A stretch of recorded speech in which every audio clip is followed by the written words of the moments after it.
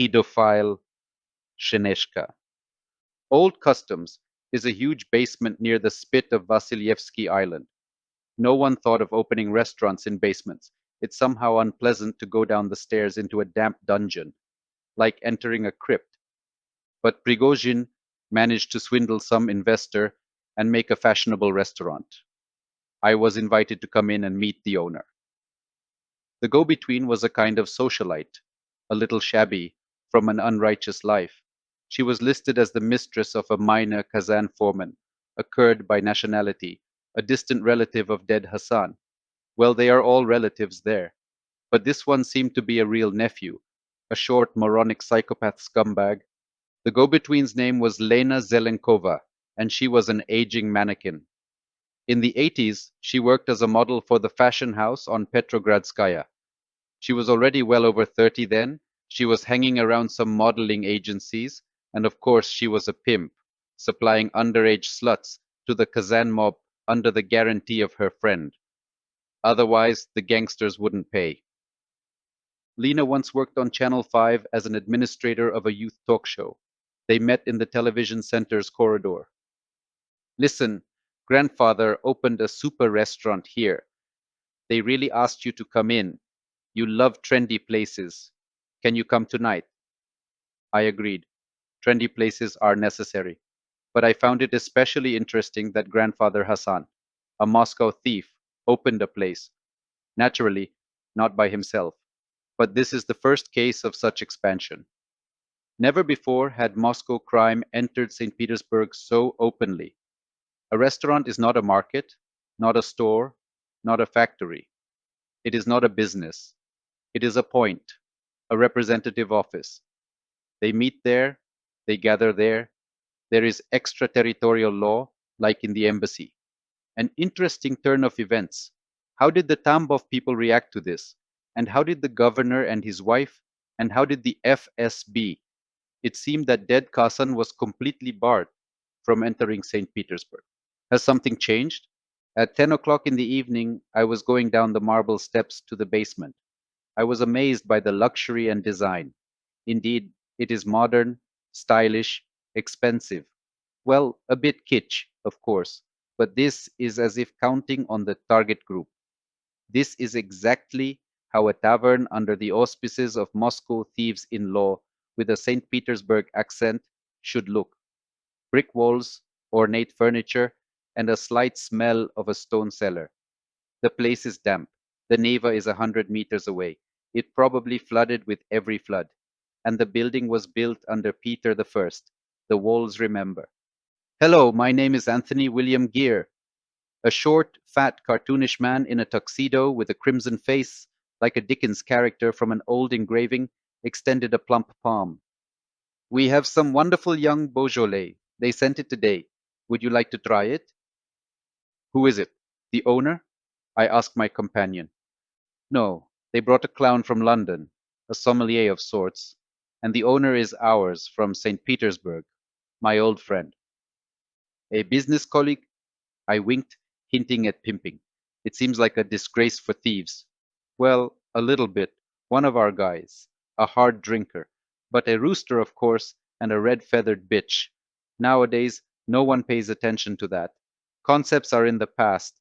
Now it's pure business. And she dragged me to the table. There were two of them. Big-eared, bald, plump little men. Genyulchik, Lena Zelenkova squeaked. I brought you a star. The man got up from the table, bent over like a lackey, but did not extend his hand. At first I did not pay attention to this, my gaze fixed on the second-eared one. It was my good friend Vitya Kiryanov, the head of the traffic police and a police general. Once, when he was still a lieutenant colonel, he, drunk as a skunk, stood for half an hour at the door of my apartment with a bottle of chivas. He came to beg me not to show another story about bribe takers in his department. I did not let him in then.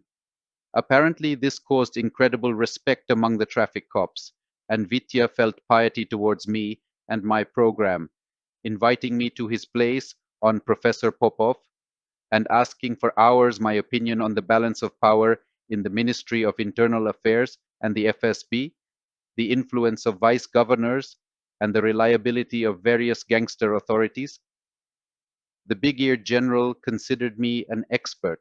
By the way, he later became Deputy Minister of the Ministry of Internal Affairs and reigned for a long time as the Emperor of the Traffic Police of all Russia. He kept explaining to me why it was impossible to reform the traffic police, because the traffic police exist not so much for order on the roads as for ensuring the passage of those who need to go where they need to go. Oh well, it's not about Vitya, but about Genyulchik, although Vitya also liked boys.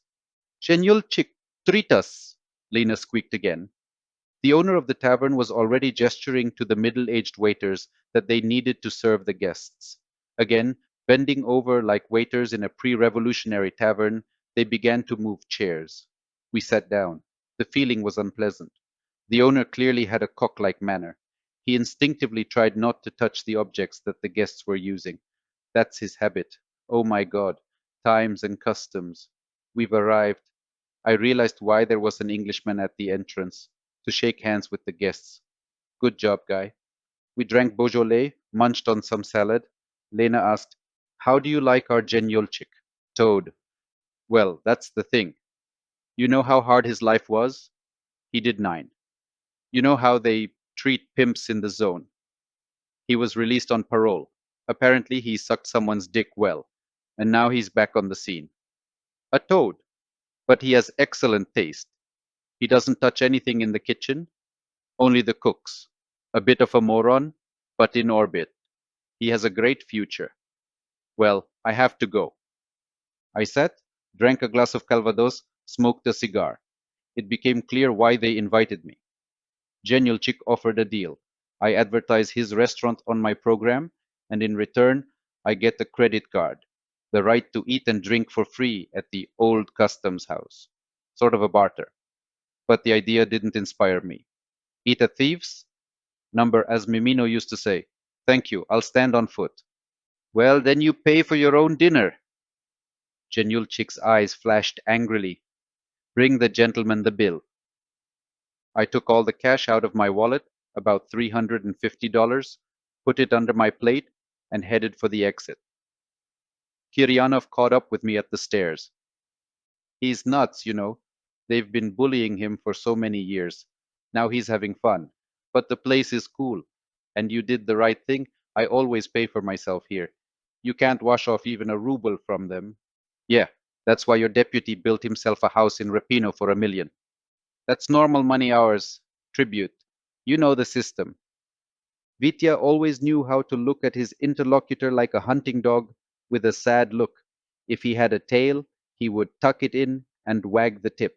Of course, if the interlocutor was not his subordinate, who would have thought then that Putin would love the owner of the old customs house like his own, and that Prigozhin would become not only a court restaurateur, but also one of the most cynical and cruel creatures in the country. However, it was not difficult to guess. A nit remains a nit, even having risen to the very top. Tanya came from a large family, 8 brothers and sisters, the oldest. At 17, her mother said, go work, whatever you want. But remember, we need money. Her father, a plumber, had completely become an alcoholic, child benefits are meager, and you need to buy not only food, but also textbooks and a school uniform and vouchers to a summer camp and much more. Tanya did not want to sell herself. She did not have the strength to sweep the street either, and she dreamed of a career as an actress. People's artist and deputy Oleg Basilashvili lived in the neighboring apartment, and across the street was the former director of the state television and radio broadcasting company, Petersburg, Channel 5, Bella Kurkova, also a deputy of the Supreme Soviet of the RSFSR. And Tanya went to work as a waitress. Later, she, a rather pious girl, would light candles in the church, because her neighbor listened to her and dialed Putin on the phone when she, covered in blood and tears, called his apartment late on an August evening and silently collapsed on the threshold, exhausted.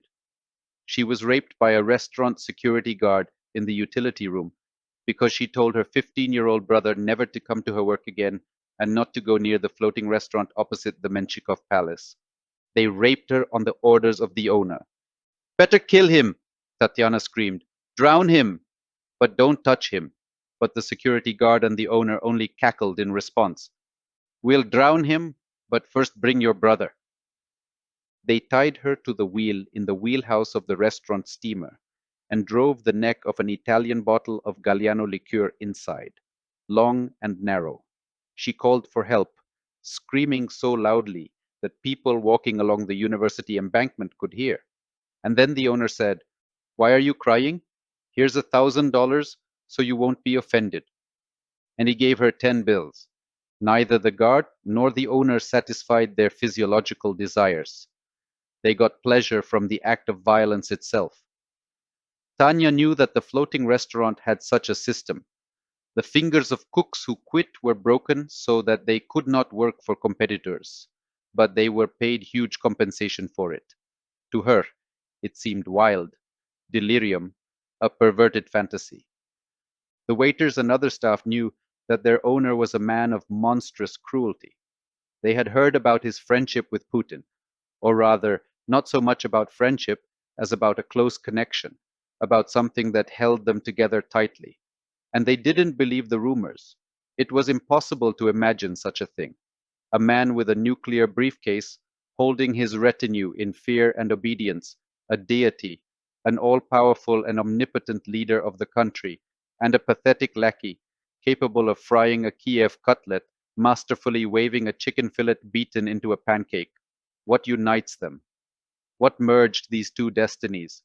A Sturlitz, who, by a twist of fate, became the leader of a huge country, and a cat pimp who had spent time in prison selling young boys, and also became all-powerful on his rusty boat, smeared with fresh paint right over the bloody stains of corrosion?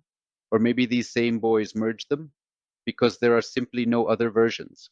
Why does Prigozhin feel so unpunished that he can treat his employees like this? Rape, maim, destroy? Tanya realized that the rape was not just an act of revenge, but a kind of sacred sacrifice. Her body was exchanged for her brother. He studied at a culinary school and once, accidentally dropping in on his sister at work during the day, caught the boss's eye. The owner sat him down at a separate table and told him that he needed an apprentice, exactly like this, young and cute, and that his brother would have a brilliant career. The boss would make him a chef. He would work in the most important kitchen in the country. He would have his own office in the Kremlin and his own bedroom, and he would also have his own cook. Tanya took this $1,000 from the owner. With disgust, she put it in the pocket of her jeans, covered in blood, and took it to her mother, who was so happy that she did not even pay attention to her beaten, raped daughter. And Tanya found the strength to call the neighboring apartment, saying through the keyhole, Uncle Oleg, I beg you, save your brother. Basilashvili called Putin, and they talked for a long time. It was unclear about what. Basilashvili's daughter Ksyusha dragged Tanya into the bathroom. She screamed at her dad that they urgently needed to call the police, go for an examination, write a statement. But Dad stopped her. Don't worry about your brother. He just doesn't need to show up there anymore. And apparently you don't either. And calling the police is probably pointless. However, as you know, I did everything I could. Tanya never went to work again, and she didn't report it to the police. She kept this story deep inside herself. She told me about it only once, bursting into tears. She studied in my course at the State Academy of Theatre Arts. She became an actress, but not for long. She soon got married and gave birth to a son. Then again. And one more thing. Now she has 5. And her brother became a chef on a floating restaurant, but not in Russia, but on a huge cruise liner, registered in a Cypriot port. He supports his old mother and helps his sister raise children because her husband is also an actor and earns little. That Prigozhin boat was apparently written off to the shore. Basilashvili finally moved to the dacha in Repino. Well, the guard was hit by a truck. Strangely hit. It seems that the pathologists doubted that he died at the moment of impact. In short, a dark story. Like everything connected with Prigozhin and his boss,